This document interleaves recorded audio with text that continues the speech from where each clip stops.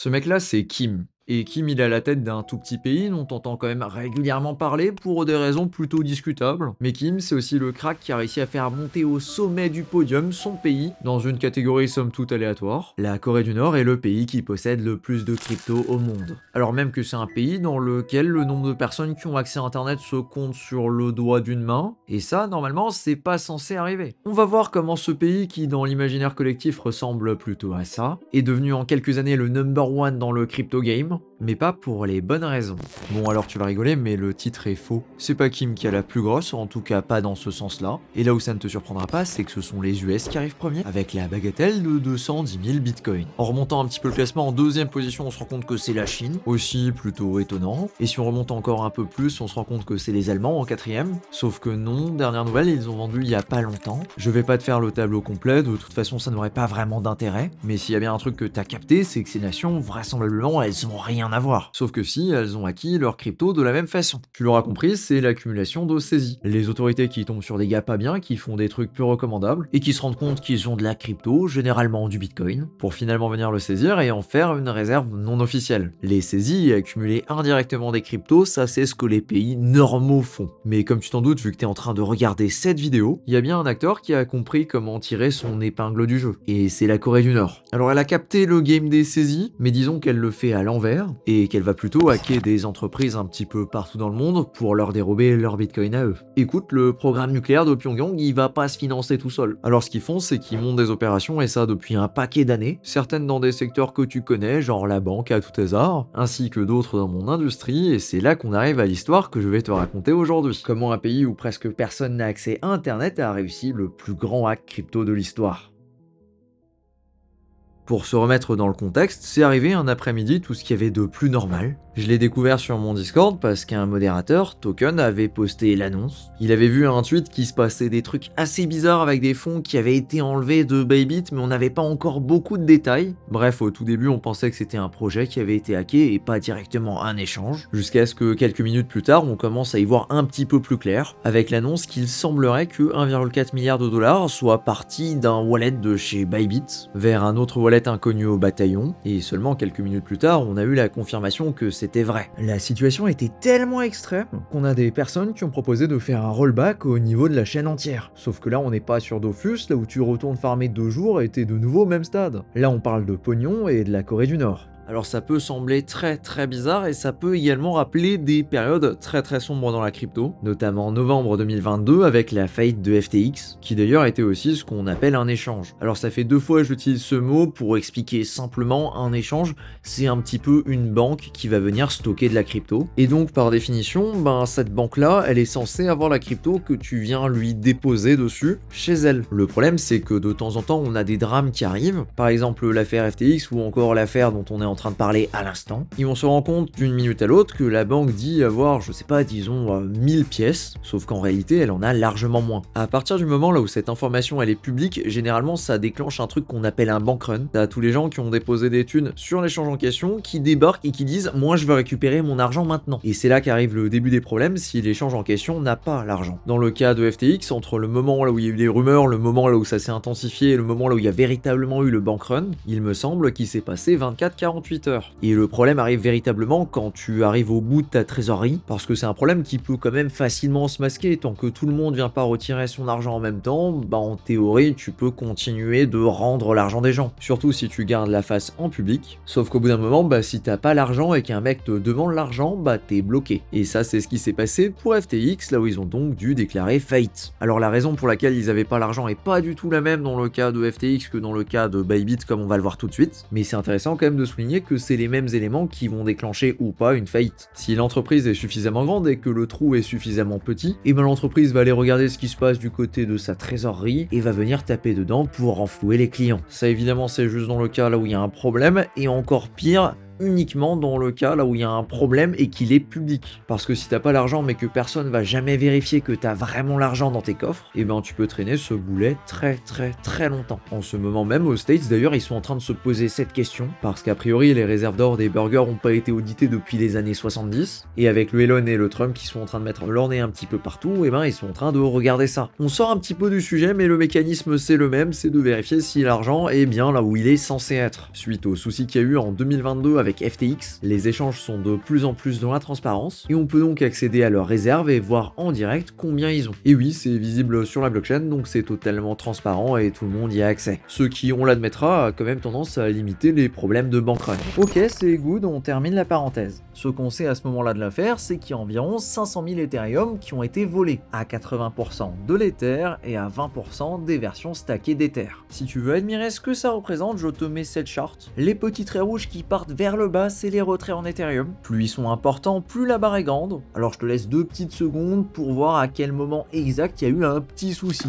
Et si tu te poses la question, les petites barres rouges que tu vois là, c'est totalement normal. C'est les retraits des utilisateurs vers la blockchain directement. Bon, maintenant dans les faits, qu'est-ce qui s'est passé? Eh ben l'équipe de Bybit a signé une transaction. Quand t'as un échange qui fait transiter des milliards tous les jours, ben signer une transaction ça se fait pas juste en un clic. Si tu veux dans la crypto, il y a plusieurs niveaux de sécurité en fonction des fonds qu'il y a dans ton coffre-fort. Disons que t'as un tout petit wallet avec quelques dizaines voire centaines de dollars dessus. Là tu vas certainement utiliser ce qu'on appelle un hot wallet, c'est-à-dire un wallet avec une clé privée qui est générée directement sur ton ordinateur. C'est clairement pas le meilleur truc pour la sécurité, mais bon t'as pas tant de fonds que ça en jeu donc c'est ok. Et ça de la même façon que les 5 pièces que t'as dans ta tirelire, eh ben tu vas pas les mettre dans un coffre en banque pour les protéger. Le niveau du dessus c'est d'utiliser ce qu'on appelle un cold wallet. Celui-là il va générer la clé privée hors ligne. Ce qui fait que si quelqu'un hack ton ordinateur, eh ben il a pas accès à tes fonds. Et ça pour une raison toute simple, c'est que la clé pour accéder à tes fonds elle est pas sur ton ordinateur. En général tu bascules sur ce genre de solution quand tu commences à passer les 4 chiffres. Et en fonction des sommes en jeu, certaines personnes vont commencer à avoir plusieurs cold wallets. Ou alors utiliser des stratégies niveau sécurité un petit peu plus sophistiquées. Il y a un truc qu'on appelle une passphrase, et ça fait que pour accéder à tes fonds, juste avoir la clé, bah ça suffit pas. Il faut encore en plus avoir un mot de passe. Ça, jusqu'ici, on est sur des solutions pour les particuliers. Mais quand t'es une entreprise et que t'as des milliards à sécuriser, il y a quelque chose encore un cran au-dessus niveau sécurité, ça s'appelle du multisig. Et le secret là derrière, eh ben il est dans le nom, c'est que pour faire partir de l'argent d'un multisig, il faut qu'il y ait plusieurs personnes qui donnent leur accord.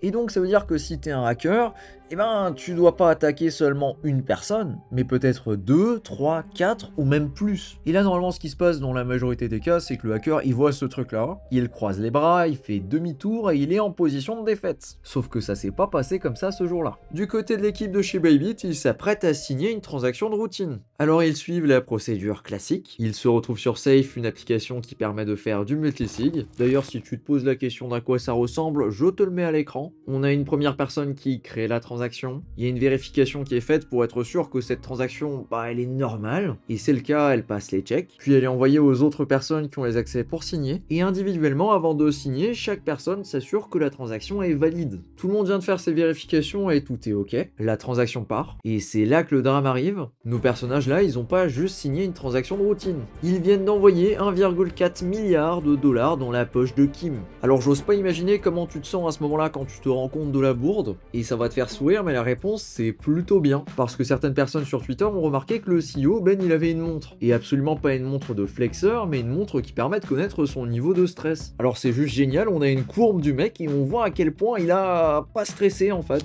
Perdre 1,5 milliard de dollars, c'est un petit peu comme si tu oublies de récupérer le change à la boulangerie. Blague à part, ce qui vient de se passer est juste terrible. C'est la plus grosse crainte de n'importe quel échange et de n'importe quelle banque. Ils ont perdu l'argent des clients et en plus tout le monde est au courant. Tu te rappelles ce que je te disais il y a quelques minutes quand on parlait de bankrun et du genre d'événement qui pouvait déclencher un bankrun? Eh ben on y est. Rapidement, t'as tous les gars qui ont vécu FTX qui nous font un petit PTSD. Faut dire que quand ton argent disparaît d'un claquement de doigts une fois, tu connectes très vite les neurones, et au moindre signe qu'il y a un petit risque, eh bah tu vas retirer tes fonds. D'ailleurs, pour l'anecdote, un jour avant le hack de Bybit, il y a une bonne partie des personnes qui avaient perdu des fonds sur FTX qui se sont fait rembourser, et il y en a certainement qui ont déposé ces fonds-là sur Bybit dans la journée. Je te laisse imaginer l'ambiance. Bon, bonne nouvelle, Bybit c'est quand même une boîte solide, ils ont des fonds, ils sont capables de reboucher le trou, et temporairement ils font même un pacte avec la concurrence qui leur prête des fonds pour permettre aux utilisateurs de retirer s'ils le souhaitent. Ça c'est sûr que c'est pas un truc que tu verrais dans l'industrie bancaire. La panique retombe assez vite au bout de quelques heures, parce que tout le monde se rend compte qu'il n'y a pas besoin de paniquer. La boîte a très bien communiqué, a très bien géré la crise, aucun utilisateur a perdu de l'argent là-dessus, et heureusement. Le truc c'est que c'est quand même bizarre cette affaire, parce que tu te rappelles tout à l'heure quand je t'avais dit que le multisig c'était la hantise des hackers. Alors maintenant la question qui se pose, c'est de savoir exactement ce qui s'est passé. Est-ce qu'il n'y a pas une taupe qui bosse pour le gouvernement nord-coréen chez Bybit? Non, parce qu'à ce stade-là, il n'y a aucune piste qui n'est pas envisagée. Parce que bon, les ingénieurs de la Corée du Nord qui essayent de s'infiltrer dans des boîtes crypto, c'est courant. Il y a même une blague sur Twitter que t'as peut-être déjà vu passer, qui dit que dans les entretiens pour se faire embaucher dans une boîte crypto, eh ben il y a une question qui revient dans toutes les entreprises. Est-ce que vous pouvez insulter Kim Jong-un?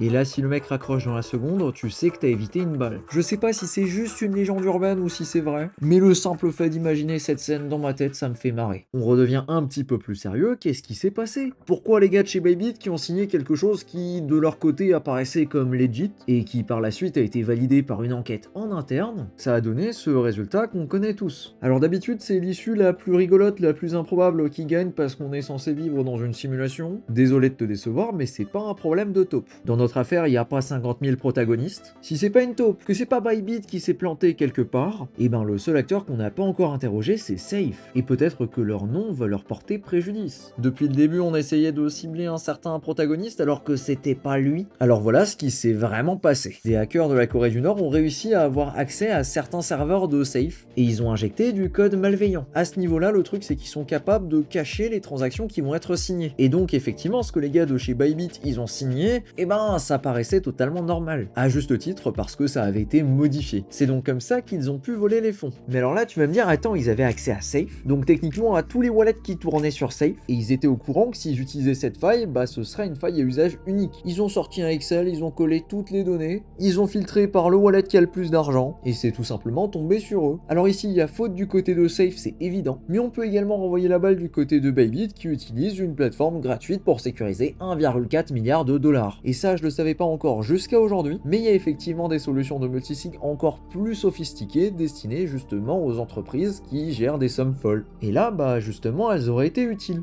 D'ailleurs, si tu veux une autre anecdote avec le hack, je savais pas exactement où la placer dans la vidéo, mais j'étais obligé de la placer. Bybit, ça faisait des années et des années qu'ils étaient sur la liste noire de l'AMF, l'autorité des marchés financiers. Et là, vraiment, le timing était magique, parce qu'une semaine avant le hack, l'AMF se décide de les retirer de leur liste noire. Alors évidemment, ils pouvaient pas deviner ça et c'est une boutade, mais le timing est quand même suffisamment cocasse pour que je le mentionne. Dans tous les cas, ça fait je sais pas combien de temps qu'en tant que Français tu peux plus accéder à la plateforme, donc normalement il n'y a pas de Français qui ont été touchés. Maintenant une question très importante, ils deviennent quoi ces 1,4 milliard qui ont été volés? Non, parce que maintenant il faut encore les convertir en fusées pour le programme militaire de la Corée du Nord. Il me semble que c'était ça le plan à la base.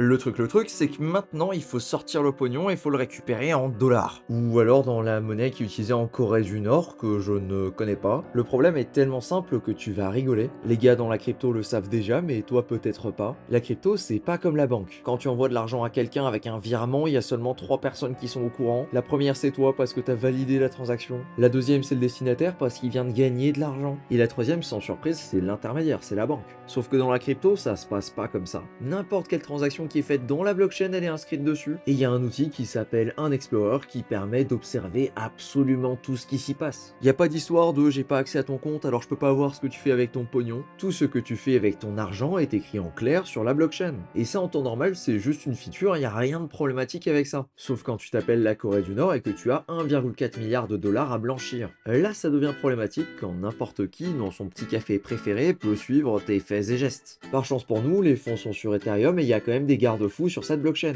Un exemple super basique, tu veux vendre ton Ethereum pour des stablecoins. C'est des cryptos qui sont adossés au dollar. Et donc peu importe ce qui se passe sur le marché, que ça monte, que ça descende, c'est pas grave, ça vaudra toujours la même chose. Et ben ces cryptos-là, elles peuvent être gelées à distance en un claquement de doigts. Donc stockées sous la forme de stablecoin, c'est mort. Et les quelques stablecoins qui n'ont pas cette fonctionnalité, et ben ils sont trop petits. Il y en a juste pas assez tellement la somme est colossale. Ok, je vais te le dire, ils ont 3 options pour sortir du pognon. La première, c'est d'envoyer vers un échange et de retirer. Comme n'importe qui, sauf sauf que c'est pas n'importe qui, c'est la Corée du Nord. Et en plus, c'est des fonds qui sont volés. Alors ce qui se passe quand on voit ces fonds-là sur un échange, sur n'importe quel échange d'ailleurs, et ben ils sont bloqués. Et c'est normal, ça choque personne. Deuxième solution, c'est d'arriver à les transférer sur Bitcoin. Parce que sur Bitcoin, il n'y a pas de garde-fou, et c'est beaucoup plus simple à vendre de personne à personne. Troisième solution, c'est de déplacer ces fonds sur des blockchains qui, elles, ne sont pas publiques, et qui ne permettent pas de traquer ce qui se passe avec les fonds dessus, dans l'objectif de les ressortir ailleurs sans que ce soit possible de faire le moindre lien entre l'entrée et la sortie. Ça, c'est les trois stratégies qu'ils vont utiliser, et je vais te détailler la première parce que c'est un jeu du chat et de la souris fascinant. Ok, à gauche, on a les attaquants, c'est les méchants. Au milieu, on a nos fameux échanges qui sont le dernier rempart de sécurité avant de sortir des fonds. Et à droite, on a la liberté. S'ils arrivent à poser des fonds à droite, c'est qu'ils ont sorti le pognon. Le truc, c'est que tout le monde sait qui sont les méchants, et donc n'importe quel échange qui reçoit des fonds qui proviennent de ces adresses qui sont flaguées comme Corée du Nord, et ben il laissera rien passer. Avec le temps, ils ont par contre développé des stratégies pour contrer ça. Celle qui fonctionne pas mal, elle s'appelle la chaîne de pelage. À la place d'envoyer directement les fonds du wallet qui a un gros red flag vers l'échange, ils vont faire des passes super rapides entre plein de wallets qui eux sont tout neufs et ne sont pas détectés comme appartenant aux méchants, et ils vont éparpiller leurs fonds à droite à gauche tellement vite avec ça que s'ils déposent des fonds à partir de ces nouvelles adresses vers des petits échanges pas trop connus, et ben ces échanges là ils ont pas les moyens techniques de suivre et d'être capables de savoir si c'est des fonds qui viennent des méchants ou pas.